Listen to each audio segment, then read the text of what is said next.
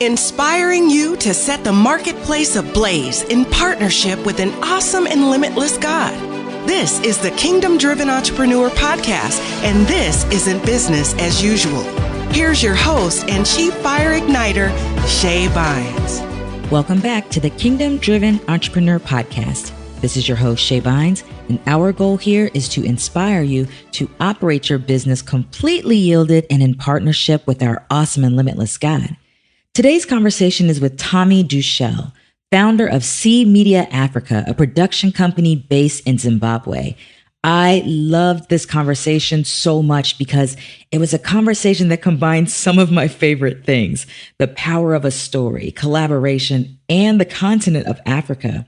We chat about his assignment of cultivating hope in nations that are struggling and how he and his team and his family have partnered with God along the way.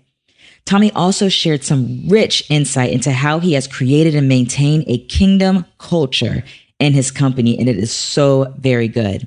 But before we get started, I want to let you know that we are in the final days for you to register to be a part of our Igniters mentoring program. Our next round kicks off in January, and your deadline to register is this week, Friday, December 13th.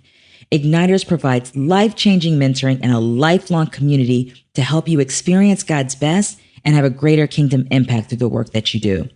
We are just shy of 300 Igniters from all over the world, and it has been such a tremendous blessing to see the mindset shifts, the shifts into working by the infinite power of God's grace, and just the all the way around transformation in the lives and in the businesses of our Igniters family.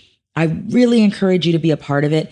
And quite honestly, the investment is quite modest, and intentionally so to make it more accessible. But the community, the collaboration opportunity, the transformation, it is absolutely priceless. So head on over to kingdomdrivenentrepreneur.com/mentoring to get the details and to register so you can get your 2020 started off powerfully, growing and thriving in your relationship with God and your partnership with Him in your current business, or even the business that's on your heart but has yet to be started. Now let's get started with today's conversation with Tommy Deuschle. Listen in and enjoy. Tommy Deuschle, how are you, sir? It is good to be with you this morning. I'm fantastic. You're in Dallas, Texas today. Dallas, Texas today. You go back, so you're going back and forth right now between Zimbabwe and various places within the United States? That's right. Zimbabwe, South Africa, and a few places in the States. And it just depends on what's going on and how often I need to be there. I think we connected because I've heard your name a few times. I know that you've been connected with Heaven in Business with Andy Yes. Mason, and I think that's how we got connected. But you know how it happens is multiple people end up sharing people at the same time. And so I think I heard your name twice. And so I'm glad that you're here with me. So thank you for joining me. No, cool. And Andy's an instigator. You just got to know about that. Mason connects people all over the world, and I love him for that. Yes, he does. I love him too. All right. So let's get this conversation, Tommy, started, because you do a lot of pretty amazing things. And I know you got started very early on in your entrepreneurial journey. So take us back and share with us how you got your start in business. Yeah. So I think growing up in Africa, Shay, I saw a lot of really good-hearted people trying to help with, rice and beans and shoes. And when stuff got really tough, a lot of them would leave because I was born and raised in Africa. So since I was young, I looked at all the business people in our church, and the battles that they were facing and sticking through were employing people, giving people jobs, actually creating tangible hope that would be sustainable. And it was different to the foreign aid that was coming into the country. And I was like, man, business is going to change. Business is going to change the world. Business is going to change the emerging world in a way that aid and really the gospel without business, kind of a business angle won't. It just won't do it. So that's kind of how I got my start in thinking about doing business and getting involved in building vision that helped, again, generate vision for the community, bring people in, give them jobs, give them a hope, and not just handouts. So it was a very young age when I started thinking about business. Then I went to Oral Roberts University, ORU alumni, and met a few people there. And I was like, okay, this is sparking what's already on the inside of me. This seems to be right. And did a business degree. Wow. So what made you, so you grew up in Africa, but you came to the United States to go to Oral Roberts University. What sent you to the US for school? Yeah. And everyone asks me about that because they say, why Tulsa, Oklahoma? Right. No one's ever told me like, good job, great pick. So I was born and raised in Zimbabwe. My dad didn't know how to be a missionary. So he just went from the US. So he's an American citizen. He literally got on a plane and just went there and was like, all right, cool. During the war, let's tell people about Jesus. Wow. And from there, he started building entrepreneurs and a church. And so when it came time for me to go to university, I came back to the States, visited Oral Roberts because of the holistic approach that it has, and just kind of got arrested by God. This is where you're supposed to be. So that's pretty cool. So your parents were missionaries. I thought it was unusual that you were noticing this thing around aid at such a young age, but it makes sense because of the context of the family that you grew up in. They are American, but then came over to Africa. So you had a context for just kind of how things were happening in terms of the philanthropic and the missionary world, and kind of zooming in and zooming out. That's a great way to put it. And my parents weren't part of any international organization. They didn't know how to do that. So we grew up in the normal schools. We never really came back to the States very often. So I've got a Zimbabwean accent, and my parents are American. So it's very interesting. And what part of the United States are your parents from? My mom's from Kansas and my dad's from Colorado. Oh, so that's fun. So when you guys are all together, you're the only one with a Zimbabwe. Well, how do I say it? A Zimbabwean accent? How do I say that? That would be it. A Zimbabwean accent. Yes. And then your parents don't. No. That's so fun. Yeah, people are confused by it. I'm sure that they are. So then what was your first business? What did you do first? So my first business, and again, I'll just be really authentic and vulnerable here, was we wanted to create, I was 23, we wanted to create, and I say we, I put a team together, a online African directory that would connect all the businesses in Africa using the whole continent. The whole continent, right? Big, dream big. Yeah. We actually called it Big Africa, and raised some startup capital even before I left university and got right into building this product. What ended up happening, we built something that was really the largest online directory in Africa, connecting different people, but we wanted to change some stuff to make it more like a Facebook, LinkedIn. That's before LinkedIn really penetrated Africa. So we were right on the verge of expanding and getting a Series B round of funding, and the nation was going through it. Yeah. So the investors in the US who had already given us a letter of intent, and it seemed like everything was working. They were from Washington, D.C. They called us, and I remember that call. It felt like I was drinking a cold bottle of nitrogen. And they just said, hey, it's not going to work for us this time. We're really sorry. And I remember that day because I had to make some hard decisions. I had to let go of staff and help them find just something else to do. I had to call a lot of people that we owed a little bit of money to and make it right and work to pay everyone off. And it was a huge lesson in really just partnering with the right people. Again, hearing God's voice in it, not just being so dogmatic that when you have something, you just hold on to it. Yes, I learned that sometimes it takes more faith to let go of something than to hold on to it. And so that was my first business and my first failure. Hey, not too bad at 23 though, to learn those lessons.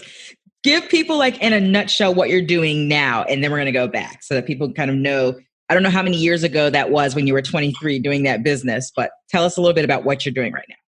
Yeah, good. Well, so you say it sounded good when I was 23, but the thing is I had my wife with me who I brought her from the US to Africa, and everything was just like, what's going on? She came back and there's spiders on the bathroom walls. There was no electricity. We got chased by cops and like for numbers of reasons, not anything that I did wrong. But obviously, but so she was like, what is going on here? So just fast forward of today. Today, we have a media company in Zimbabwe and in South Africa. It's called Cmedia Africa. And we've worked with some of the leading companies in the southern region of Africa to shape their story strategy using film content and stakeholder engagement strategies.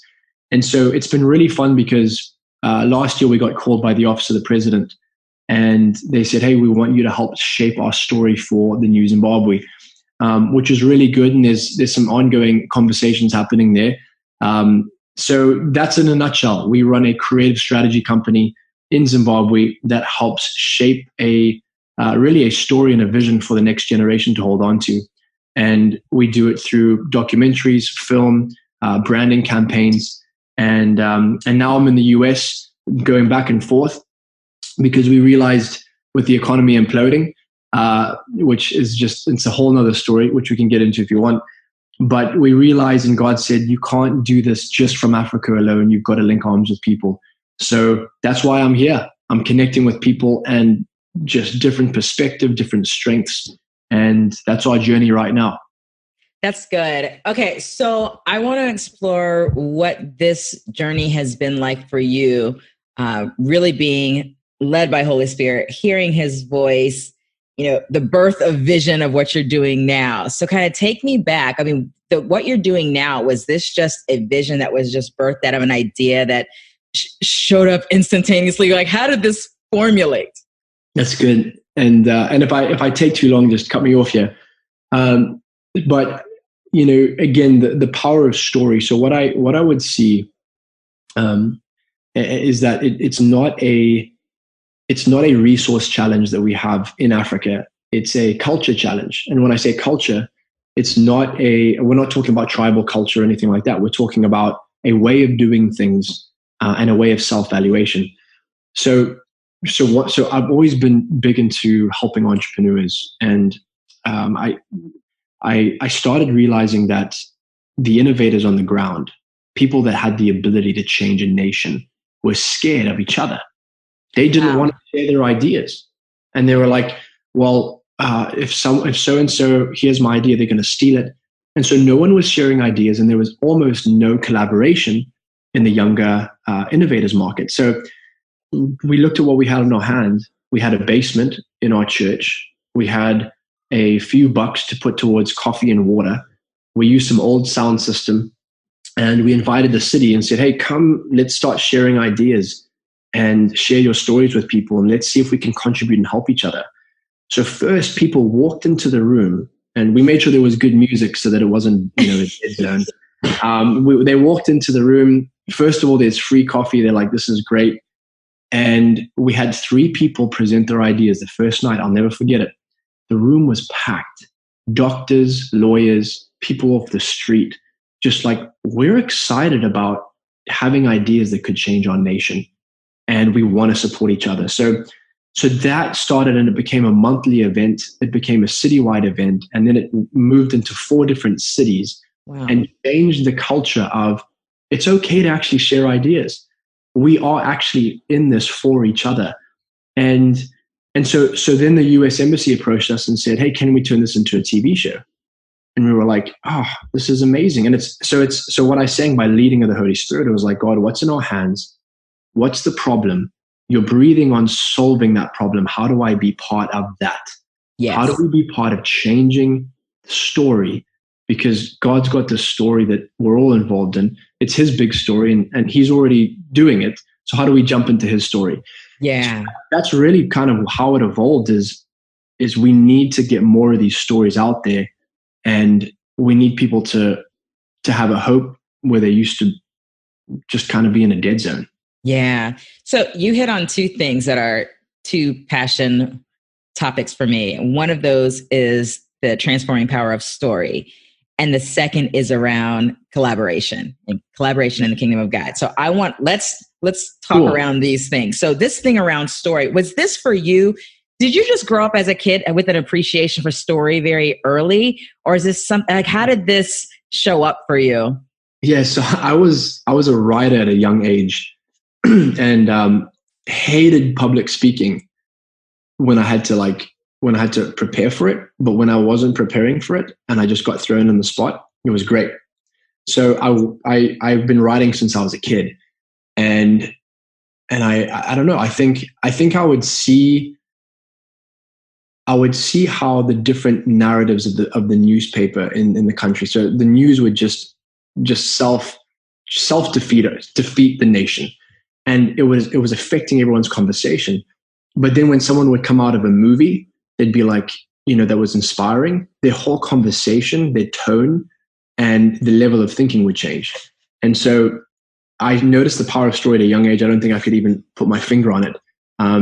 But that's how I learned. I never remembered like math equations or like biology, like formulas. Everything I remember, or chemistry formulas, I always remembered story. And that's what changed my mindset on certain things. And I feel like story changes your mind. It changes your belief if you tell it well. Yeah. So yeah, does that answer your question? Yeah, it does. And so, and it's one thing to have appreciation for story and its ability to transform. And then it's another thing to say, I'm going to take that thought and I'm going to wrap that around business, commerce, and believe for that. I'd love to know share some of the goodness of what's been going on as you've taken this power of a story to, with a vision of transforming nation. What does this look like for you? I love that you like this topic, because how do you tell a story and make money out of it? So we would go into some of these companies and meet with these CEOs, and basically we would say our motto as Cmedia Africa is the best story always wins. And so they'd be like, what do you mean story? Like, you mean like a kid's storybook? Do you mean like Winnie the Pooh? Like we're like, no, your story. And here's what we found, Shay. A lot of people didn't realize they had a story worth telling. So they were pushing product at people and saying, buy our products, buy our services. And our whole mode was to say, actually, if you tell your story, you get people not just to like your brand, but to demand your brand because they bought into your story. And so we would pray as a team, God, what's your story on this? And a lot of people, because we would do this work with companies while the entire nation was imploding. Yeah. And when I say imploding, inflation right now is at 500%. Wow. There's only 5 hours of electricity a day. And so people are trying to figure out how to buy gasoline to put in generators, but the gas prices are so high. So there's just a vortex of problems. But we never let that stop us from telling the best story and the hope story. Because whenever you look at what God's looking at, he always sees redemption, he always sees hope. So we would say, God, how do you see this company? How do you see this story? And we would tell it through the lens of heaven, not lying. And what would happen, Shay, is people in the company and stakeholders would sit back after we would do a campaign and they were like, that's something I'd die for. Wow. That is why I'm here.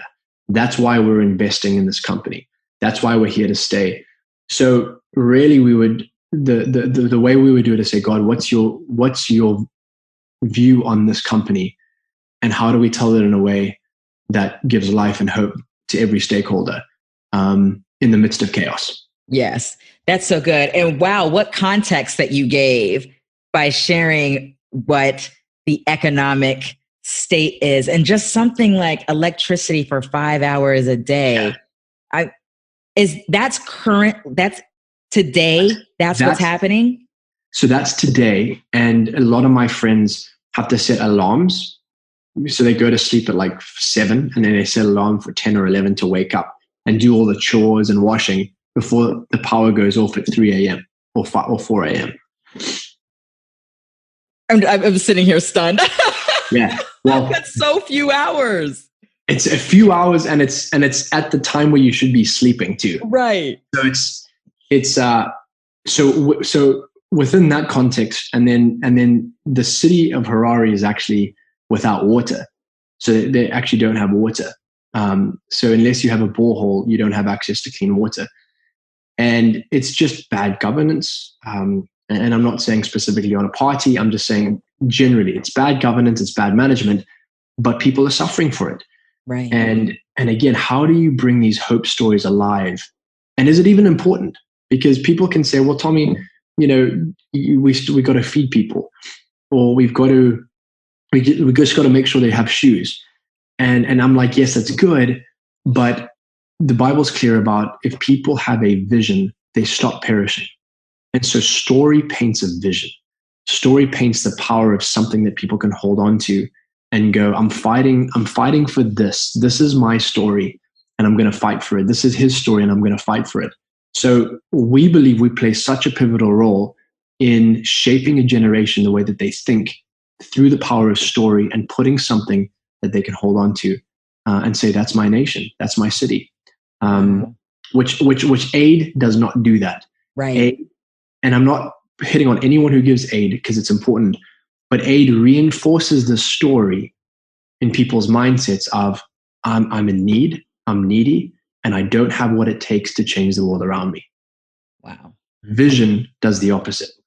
So we're in the vision industry. You're in the vision business. We're in the vision business. That's so powerful. So what is this like for your family? I know you're married. I believe that you have children as well, right?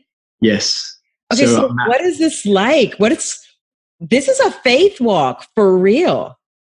Yeah, it is. And again, as authentic as I can be, I have 4 kids, all under the age of 9. Oh, wow. And I have 1 wife. So I was considering 3, but I was like, good enough. No, but we have an amazing marriage. But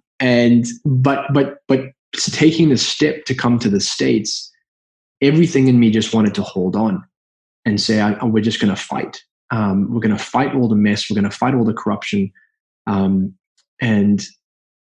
God was like, you need to look at this from a different perspective.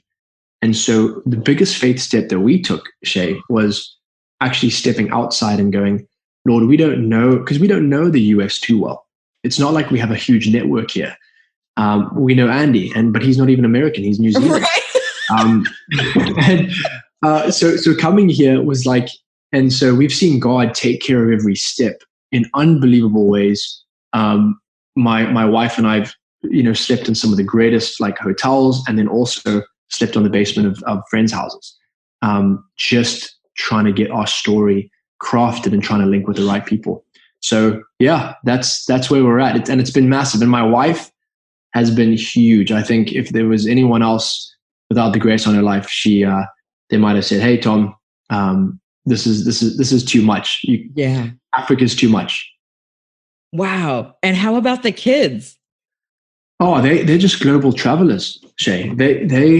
They just think everything's a party, and it's just a wild, crazy adventure for them. That's it. And they're young enough to.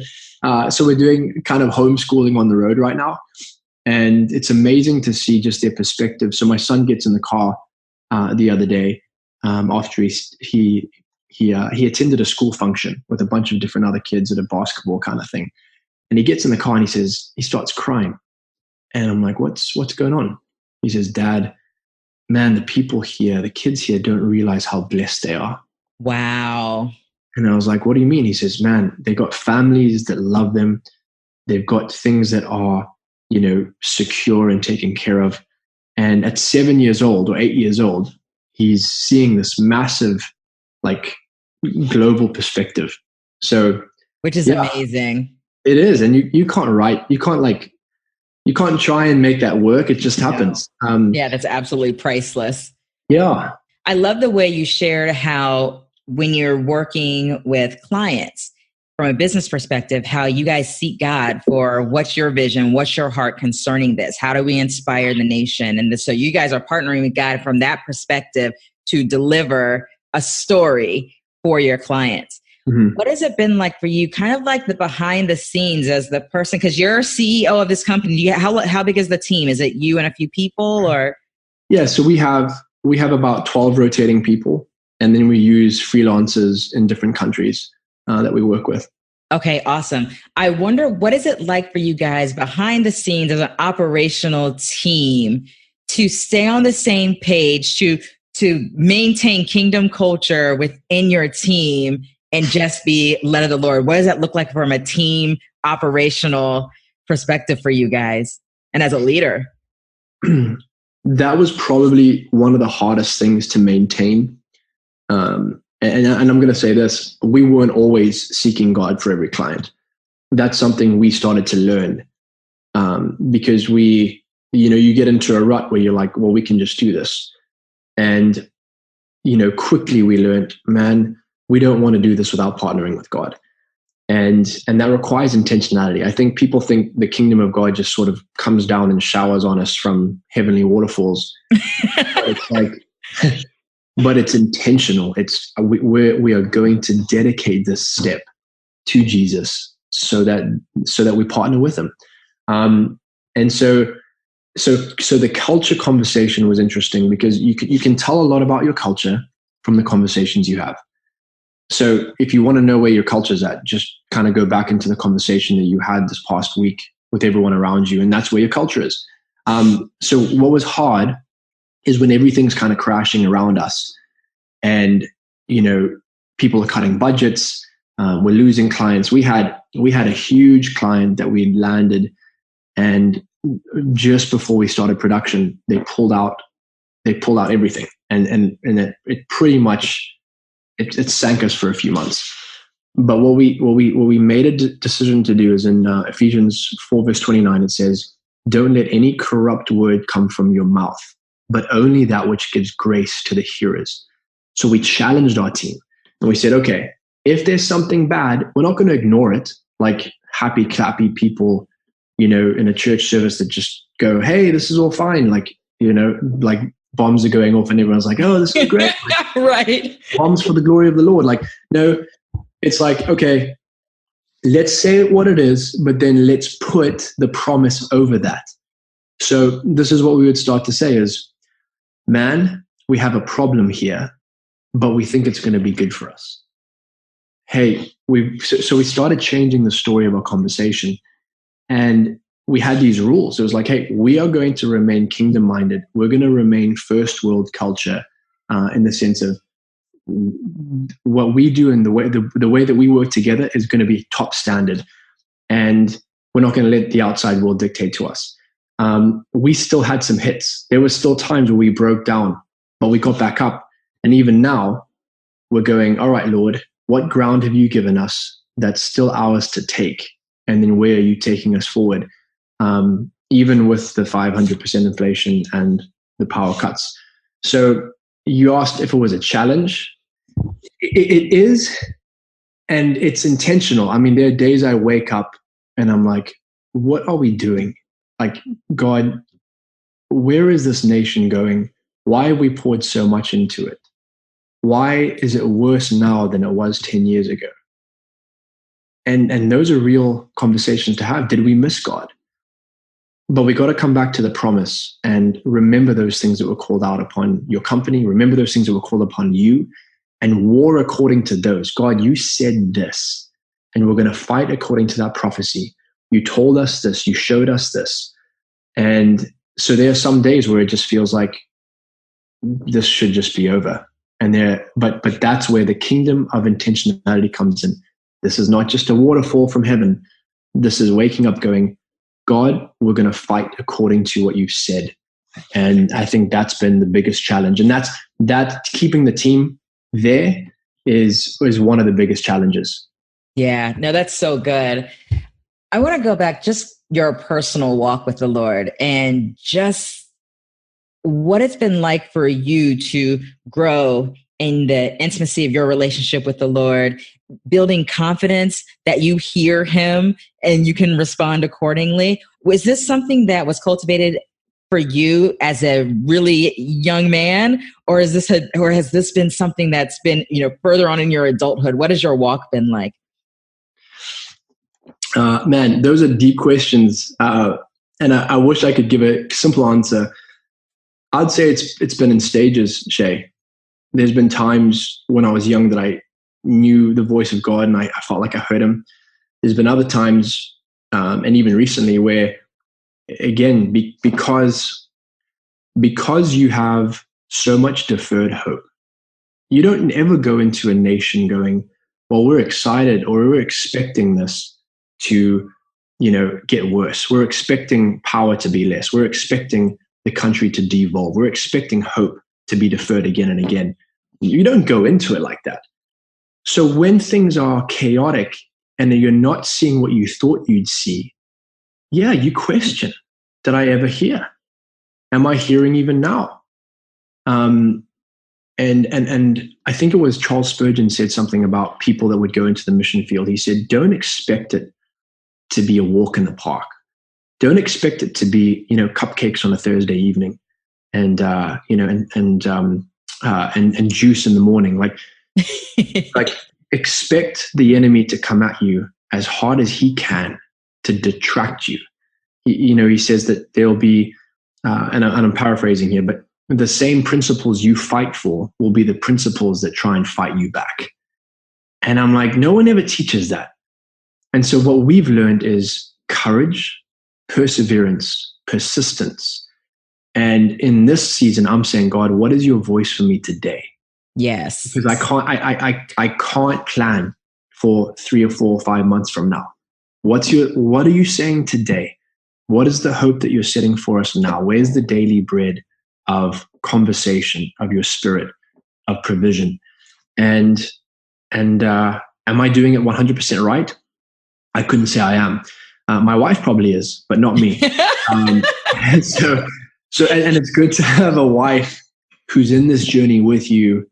And the cool thing about God is, and she said this to me the other day, and this might help someone listening, but she said, Tommy, God is it's either all part of God's plan or he's in the process of redeeming it.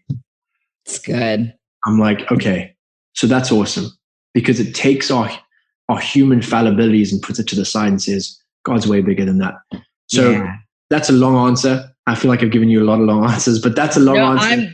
That's what this conversation is all about. You don't have to apologize. I'm loving the way it's flowing. No, it's fantastic. I want to talk about this a little bit because you alluded to it earlier, but because I asked you about your first business and then I asked you what you're doing now, we missed a little bit of that middle part. And I'm curious to know, so you finished school at Oral Roberts, and I don't know kind of the timing of which these things happen, but what led you back? It sounded like there was a word from the Lord that you had received concerning a assignment in Zimbabwe. And so at least that's what it sounded like. So I'm curious to know what led you back to start business there and convince your wife that this is where you guys needed to be. Yeah. So my wife, I just turned on my accent and just said, hey, babe, like, come with me on an adventure. I told her all these sweet stories of what it would be like. And it was nothing like that. So yeah, she's amazing. So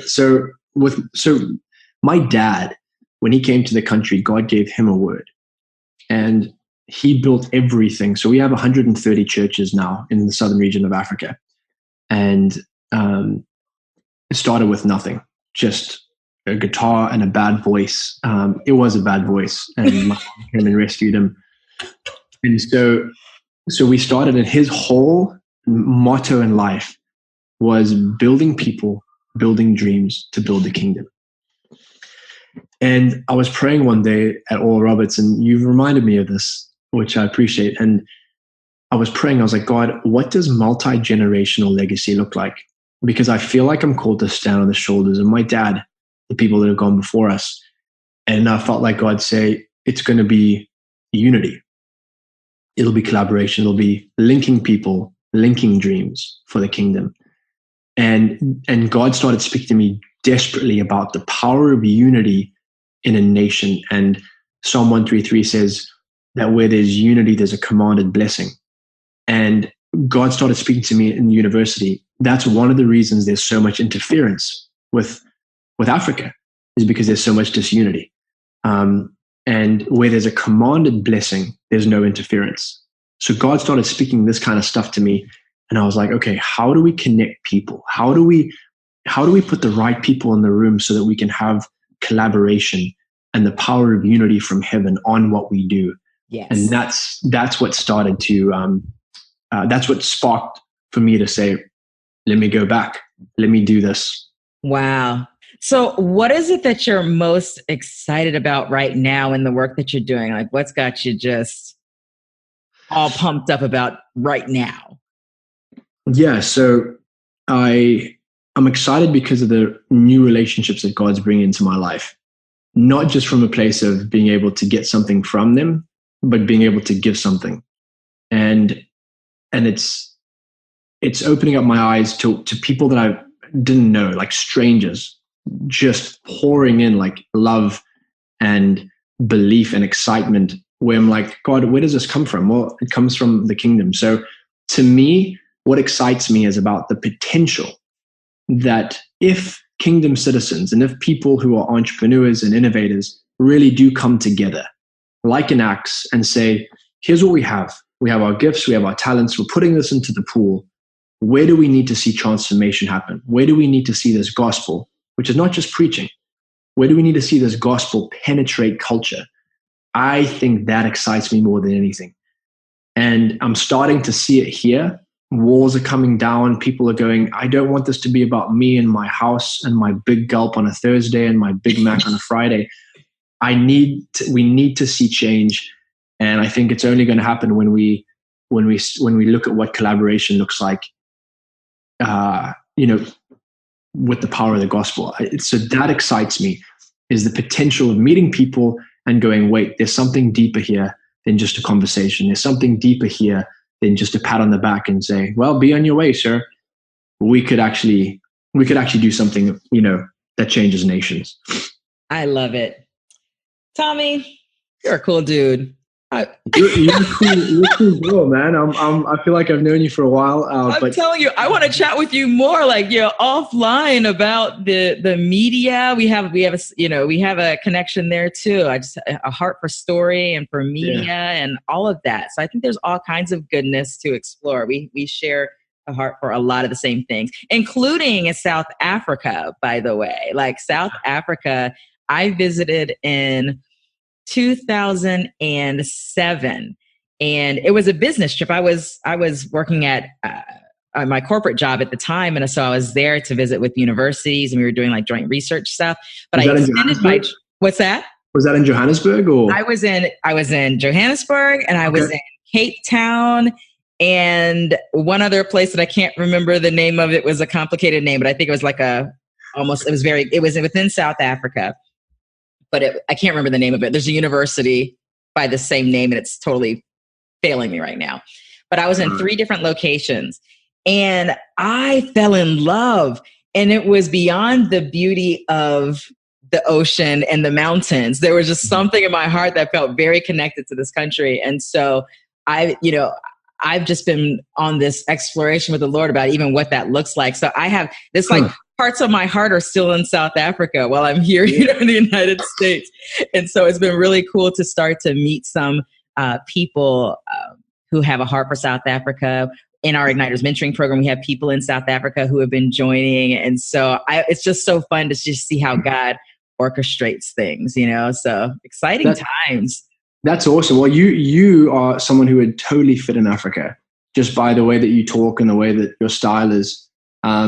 And I think it needs more people to say, how do we shape these nations for generations that haven't been born?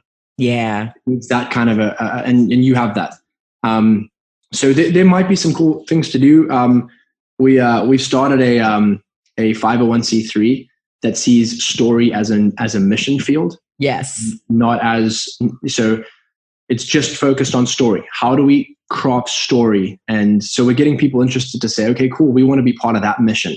Again, it's different than aid. We're giving people hope and that they can hold on to. So I love it, Tommy. This is awesome. How do people get connected with the work that you're doing? Where's the best place for them to go? Right now we're just using my social media. So my social media is just at Tommy Deuschle at anything. So Facebook. So you're on Facebook, you're on Instagram? Facebook, Instagram, and occasionally the Twitter. But we're setting up a new website that's going to have, just all the information on the projects that we're going to be doing. We are working on a kids discipleship program. Nice. To be on TV. We are working on a few documentaries that helps shape healing in a culture and it'll be distributed to all the high schools as part of the curriculum. And we're working on a few like sitcoms and full-length feature films. So nice. That's in the bandwagon. That's the big dream. So I love it. I love it. Now spell your name for everybody who's listening, and spell your last name so they know how to connect with you on all the social media. All right, here we go. Deuschle. There it is. Deuschle. Thanks, Tommy. Deuschle. Deuschle. Thanks, Tommy, for joining me today. I really appreciate it. So good. Yeah, well, hey, thank you. And just God bless the work that you're doing to connect people through this medium. And I believe there's going to be people that come back that you've talked to for, like, you've almost forgot you had conversations, and there's going to be like a reverse, like a boomerang effect on what you're doing, because people remember how you connected so freely and that you started these conversations. So I just bless you and what that you do. Thanks for setting this up. Thanks for joining us on the Kingdom Driven Entrepreneur Podcast. If you've enjoyed what you've heard today, we encourage you to subscribe and spread the word. And don't forget, you can gain access to even more resources, plus a thriving community of fire starters by visiting our website at kingdomdrivenentrepreneur.com.